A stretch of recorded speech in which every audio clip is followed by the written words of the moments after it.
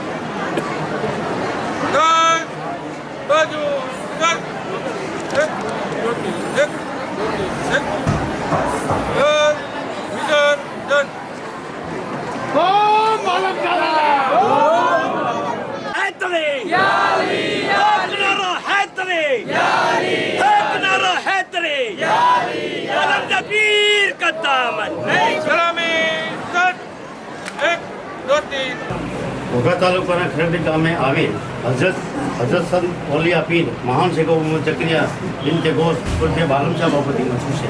તેનો ઉરસ મુબારક દર વર્ષે પરંપરાગત રીતે ઉજવાય છે, જેમાં સવાલ મહિનાના મુસ્લિમ ચાંદ 9, 10 ને 11, અંગ્રેજી તારીખ 29, 30, 31 માર્ચ 2026ના લોકમેળાના રૂપમાં ઉજવાય છે, જેમાં પહેલી માનતા મહારાજા વીર મોખરાજી ગોયલથી લઈને આજ દિન સુધી તેમના ભાવનગરના રાજવી પરિવાર તેમજ તેમના વશવારદારો તરફથી ચડાવવામાં આવે છે।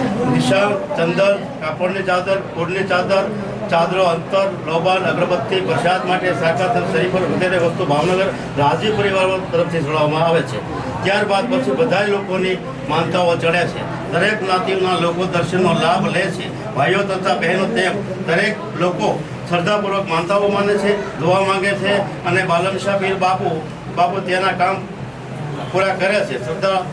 શ્રદ્ધાપૂર્વક કામ પૂરા કરે છે। શુભકામના મનોકામના પૂરી થાય તેવી સર્વ ખાદીમોની દુઆ। હું આર.કે. ગોહિલ ખરકડી ગામના વતની છીએ અને હું પોલીસ ડિપાર્ટમેન્ટમાં 38 વર્ષ એએસઆઈથી કોન્સ્ટેબલથી માંડીને એએસઆઈ સુધી સર્વિસ કરી છે અને હાલ નિવૃત્ત છું।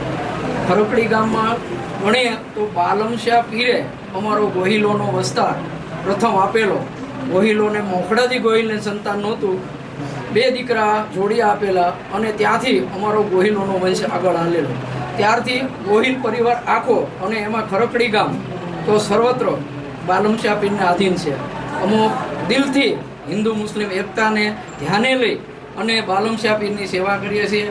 રહેમાન બાપુને જ્યારે પણ કોઈ પણ જાતની દરગાહ બાબતે કામકાજ હોય તો અમે અડધી રાતે દરબાર અમારો આખો ક્ષત્રિય સમાજ તેમની સાથે રહે છે અને આ ઉરસની અંદર તમામ વ્યવસ્થા કરવામાં પણ અમે સહકાર પૂરેપૂરો આપીએ છીએ અને હિન્દુ મુસ્લિમની એકતા કાયમી જળવાઈ રહે એવી બાપુ પાસે અમારી કાયમી પ્રાર્થના હોય છે।